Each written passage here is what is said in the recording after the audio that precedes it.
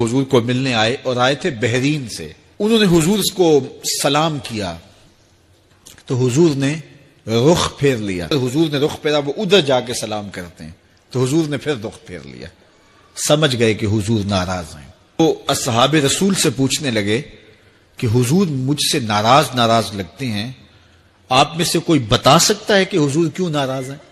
اللہ اکبر. نے کہا کہ یہ تیرے ہاتھ میں جو سونے کی انگوٹھی ہے اس سے حضور ناراض ہیں، کیونکہ حضور اس کو منع کر چکے ہیں.